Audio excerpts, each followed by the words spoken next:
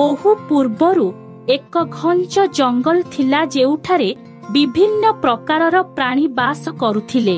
समान जंगल कूलरे एक छोट गा थिला। गार लोकमाने चाष कार्य काम करुथिले एवं सेमानंकर अनेक गाई बलद ओ छेली थिला।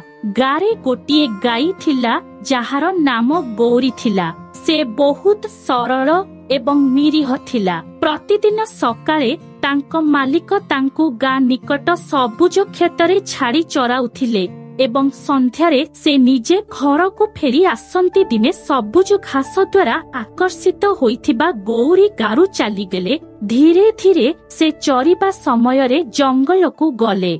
जेतेबेले से चतुर्दिग को चाहिले से अनुभव कले जे से बाट भूली जाइछंती। केही तांकु साहाय्य करि परिबो कि नाही देखिबा पई गौरी चारिआडे देखिबा आरंभ कले। तापरे तांको आखि तांको सामनारे ठिया होइथिबा एक भयंकर बाघ उपरे पड़ीगला। बाघ ता आडकु चाहि रहिला एवं तांको आखिरे जणा पडुथिला तांकु भोक लागुथिला। गौरी भयभीत होई भाबिला जे वर्तमान से बाघर शिकार हेबो, किंतु तथापि से साहस संग्रह कले एवं भय परिवर्ते बाघ को शांत भावरे कहिले, हे जंगलर राजा, मु जाने तुमे बहुत शक्तिशाली एवं मते खाई पारिबो, किंतु मु तुमर अनुरोध करिकी कहुछि। बाघटी आश्चर्य होई पचारिला, केउ अनुरोध?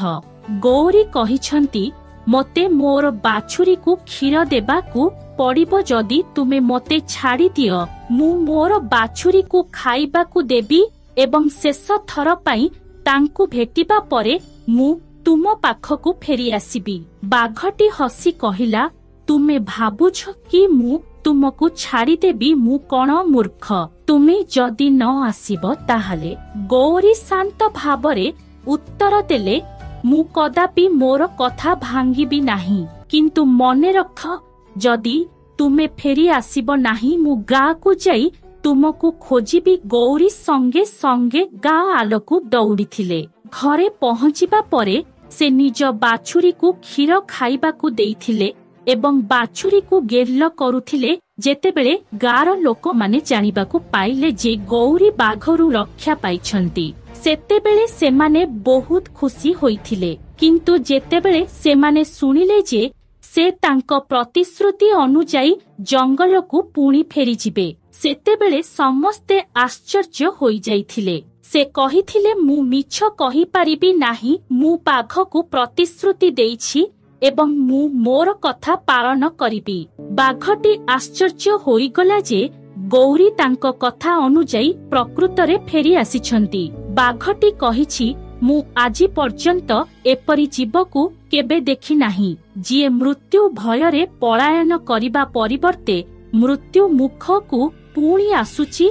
एवं गौरी कहिछंती, मु मो कथार मूल्य मो जीवन ठारू अधिक जाने। बाघटी हसी हसी कहिला, गौरी, आजि तुमे मोते शिखाइल जे सत्य एवं प्रतिबद्धता केते मूल्यवान। मु तुमको खाइबी नाही, किंतु तुम परी सचोट हेबाकू चेष्टा करिबी। बाघ गौरी को जीवाकू देला एवं सेही दिन ठारू से गार कौनसी पशु शिकार कला नाही। धीरे धीरे गार लोक माने मध्य बाघ को भय करिबा बंद करिदेले एवं जंगलर पशु मानक मध्यरे सौहार्द्य वृद्धि पाइबारे लागिला एवं गौरी तांको बाछुरी को फेरी निज मालिकंक सह खुशी रे जीवन यापन करिबाकू लागिले। तांकर सचोटता एवं प्रतिबद्धतार कहानी समग्र गारे प्रसिद्ध हेला एवं समस्ते तांकू सम्मानर सहित देखिबा आरंभ कले।